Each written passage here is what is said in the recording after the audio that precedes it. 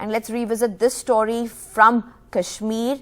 As a fallout of recent targeted attacks on Kashmiri Pandits, all 12 families of the community have quietly left Kashmir Valley to shift to Jammu. Dolly Kumari was the only Kashmiri Pandit woman who continued to stay at her home at Chaudharygund village in Shopian district.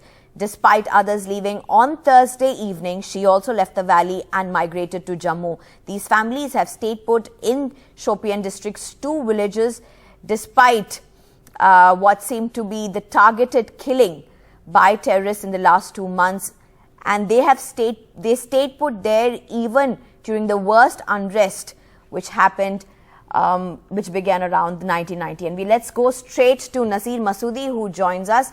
Nazir, a huge moment here as Kashmiri Pandits almost leave 2 villages entirely. Yeah, exactly, Sunny. And it's a very, very shocking how innocent people, citizens of this place, are forced to leave their homes because of fear. There are 2 versions of the story. One is what the ground tells us, the reality on the ground tells us.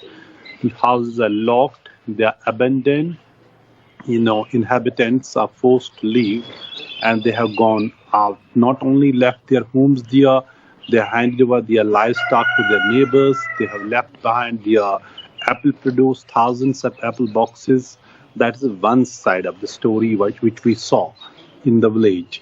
Then there's the other side of the story of the administration. They are saying this is not the migration because of the fear of these terror attacks or target attacks. This is a migration which happened at the onset of winter and after they complete the harvesting.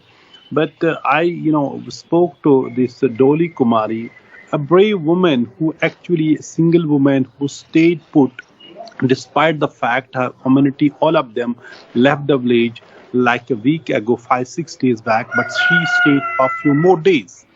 And then her relatives convinced her, told her, you come back, and she on Thursday evening she has also left. I spoke to her on phone and she's talking about how because of the fear there's no guarantee. She even talked about, even when Farooq Abdullah would talk about these attacks cannot be stopped, how can they live there?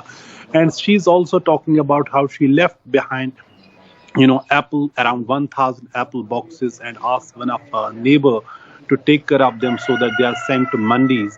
These people are they are orchardists, they are farmers, they are live in village, and though give credit where it is due, administration has provided all the security. There's paramilitary CRPF deployed in the village. But the fact is, security alone cannot give them confidence because they have to go to their farmlands, they have to go to the orchards, they have to go to their market, they have to live in the society.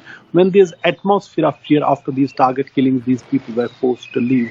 So while administration saying no migration because of the fear, but on the ground, people have left behind everything and migrated to Jammu because of this situation.